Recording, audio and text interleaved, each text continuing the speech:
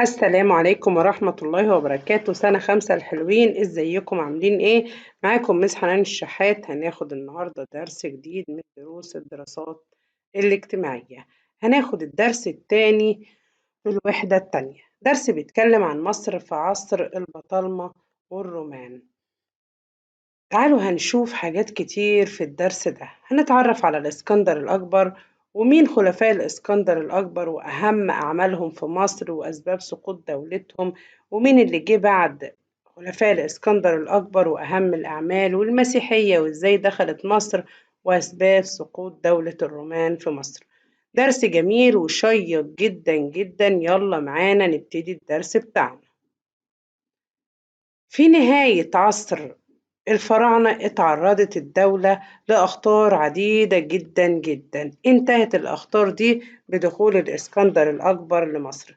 مين هو الإسكندر الأكبر يا حلوين؟ الإسكندر الأكبر ده قائد يوناني، قائد يعني قائد جيش، حكم مصر هو وخلفائه البطالمة 300 سنة، يعني 3 قرون، من سنة 332 قبل الميلاد لحد سنة 30 قبل الميلاد. الإسكندر الأكبر جه مصر لسبب معين. إيه هو السبب ده؟ إن هو عايز يوسع إمبراطوريته. طب يعني إيه إمبراطورية يا مس؟ يعني دولة كبيرة جدا جواها دول كتير صغيرة.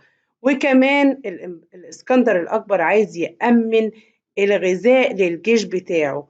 طب اشمعنى مصر؟ لأن مصر كانت أكبر مصدر لإنتاج القمح في العالم القديم، فهو عايز الجيش بتاعه ياكل قمح كتير جدا والعيش بتاعهم يبقى متوفر، فجه على مصر عشان يأمن لجيشه الغذاء.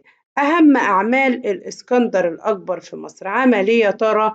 عمل حاجة مهمة جدا، أظهر احترامه للديانة المصرية. طب ليه؟ لكي يتقبل المصريين حكمه. يبقى عشان المصريين يتقبلوا حكم الإسكندر الأكبر أظهر احترامه للديانة المصرية. إزاي؟ راح زار معبد الإله آمون بواحد سيوة. عشان كده المصريين احترموا الإسكندر الأكبر وحبوه، لأن هو احترم الآلهة بتاعتهم. كمان بدأ في تخطيط لبناء مدينة الإسكندرية. شرع يعني بدأ في التخطيط لبناء مدينة الإسكندرية. ليه هيبني مدينة الإسكندرية يا ترى؟ عشان يعملها عاصمة للبلاد، حتى يتخذها عاصمة للبلاد. دوت الإسكندر الأكبر. بعد كده مات إمتى؟ 323 قبل الميلاد. مين اللي جه بعده يا ترى؟ اللي جه بعده بطليموس الأول. عشان كده أسس دولة اسمها دولة البطالمة في مصر. البطالمة هم خلفاء الإسكندر الأكبر. يبقى مين هم البطالمة؟ بالظبط، خلفاء الإسكندر الأكبر، يعني اللي جم بعد الإسكندر الأكبر في حكم مصر. أول واحد فيهم هو بطليموس الأول. عشان كده الدولة اتسمت البطالمة نسبة لاسم بطليموس الأول. بطليموس الأول أتم بناء مدينة الإسكندرية. يبقى أهم أعمال بطليموس الأول إن هو استكمل بناء مدينة الإسكندرية كما خطط لها الإسكندر الأكبر. طب تعالوا نتعرف على دولة البطالمة.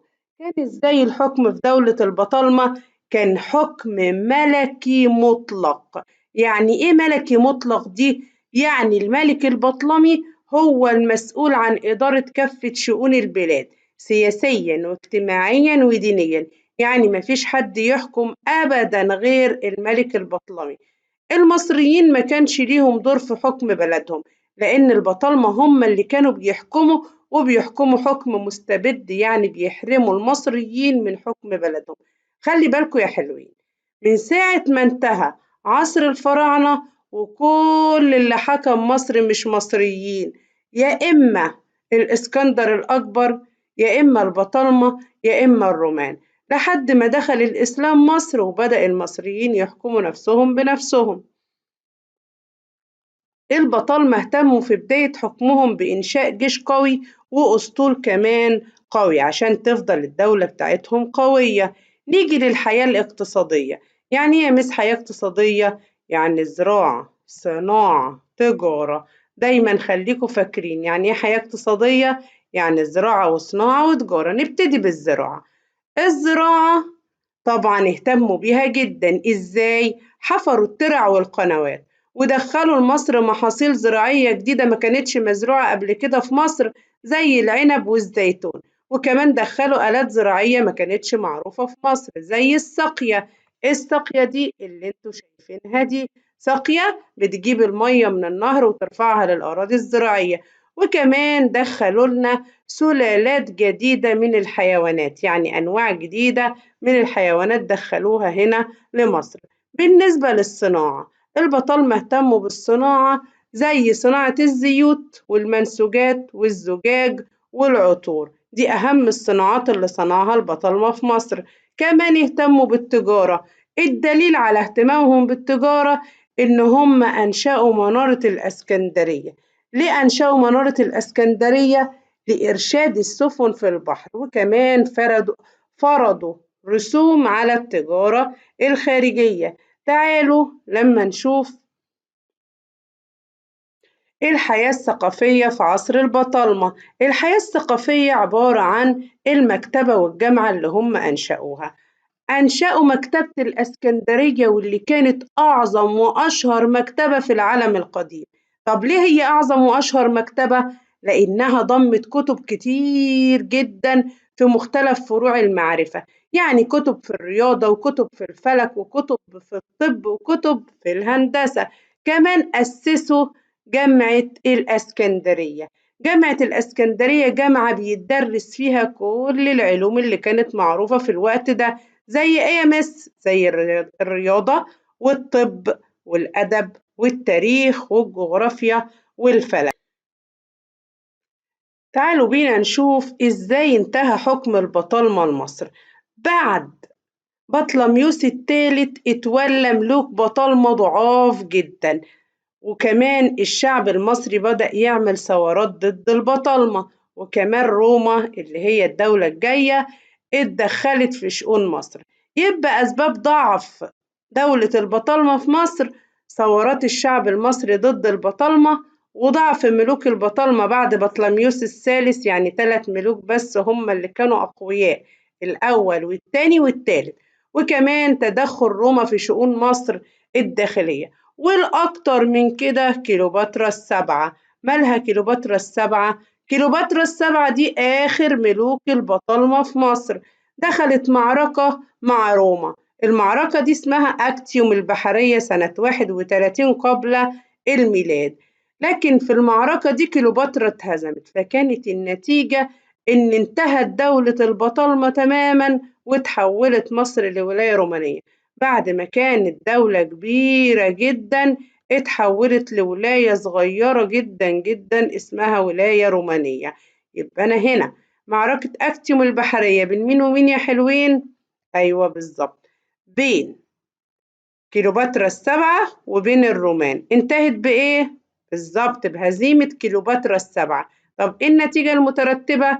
تحولت مصر من دولة بطلمية إلى ولاية رومانية. تعالوا نشوف أهم الآثار اللي سابها البطالمة في مصر. سابوا لنا معبد اسمه معبد إدفو، وكمان منارة الإسكندرية، ومعابد كتيرة جدا زي معبد دندرة وزي معبد دير المدينة. تعالوا نشوف الجزء الثاني معانا الرومان. مين هم الرومان؟ الرومان اللي دخلوا حكموا مصر بعد دولة البطالمة ما خلصت. حكم الرومان لمصر كان حكم مطلق ومستبد، يعني ما اختلفوش كتير عن البطالمة. كانوا بيحكموا مصر بالظلم زي ما البطالمة كانوا بيحكموا مصر بالظلم.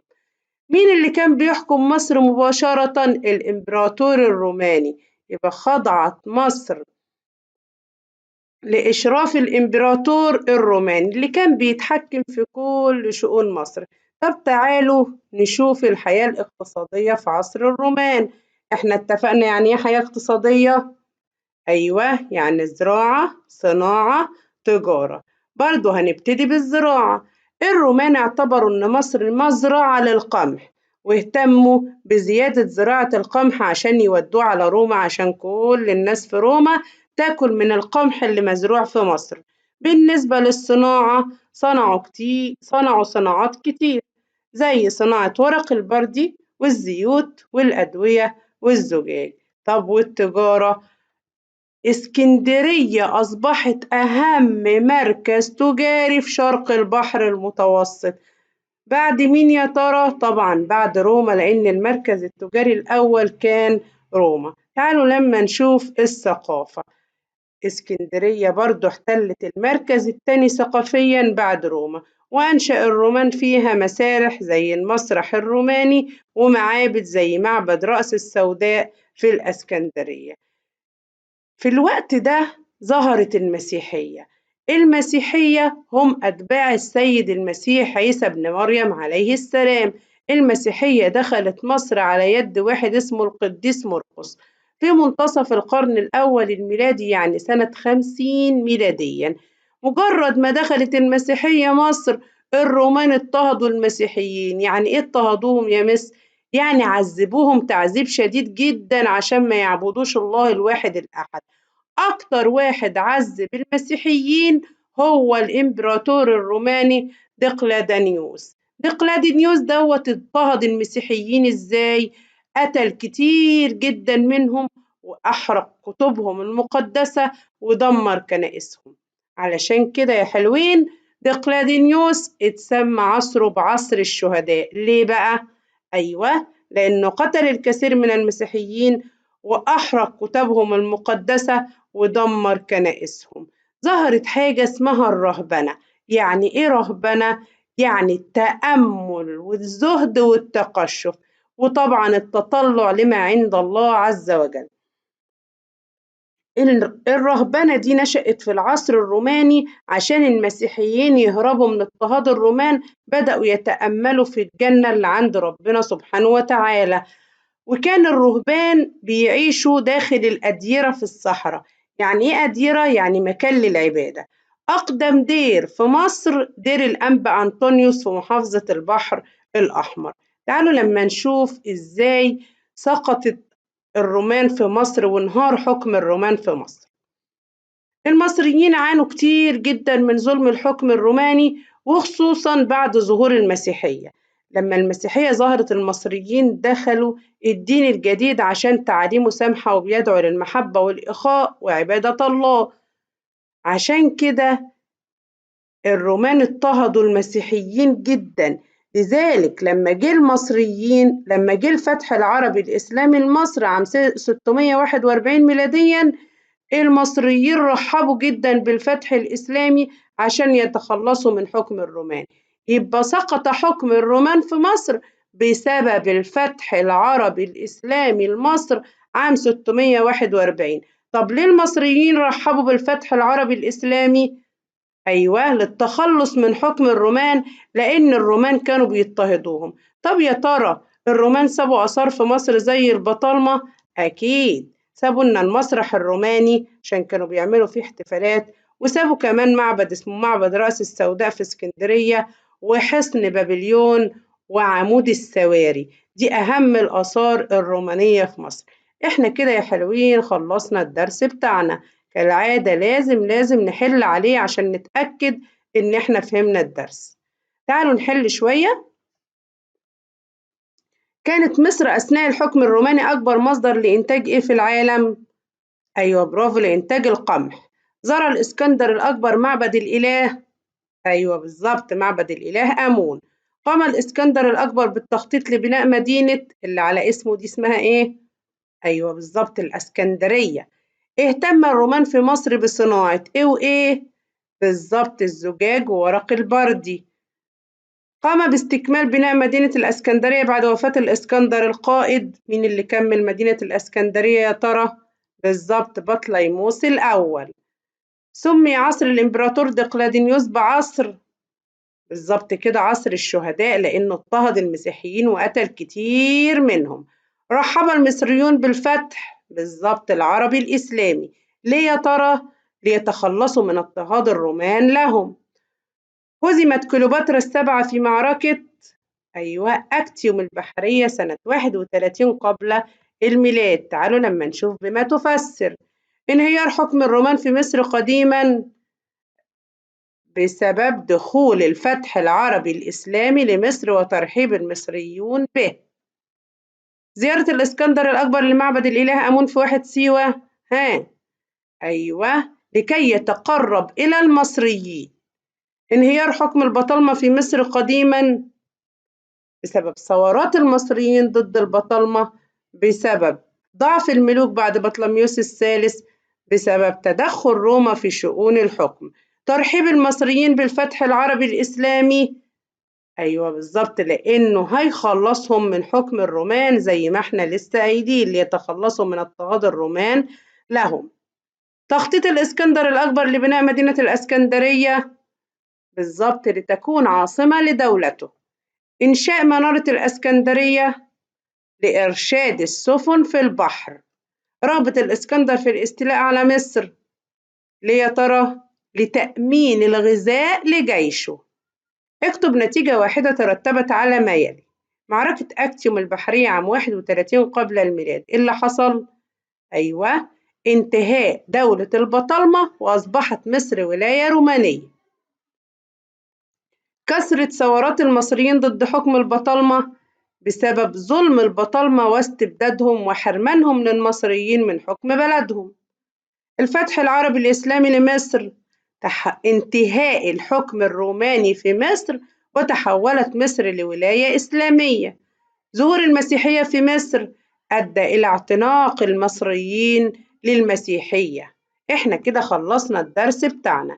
إذا عجبكم الدرس هتعملوا اشتراك في القناة ولايك للفيديو وتشيروه لكل أصحابكم، وما تنسوش تفعلوا الجرس عشان يوصلكم كل جديد، وتعليق جميل كده منكم عشان بحب أعرف آرائكم. بالتوفيق إن شاء الله. أحلى سنة 5 في الدنيا. السلام عليكم ورحمة الله وبركاته.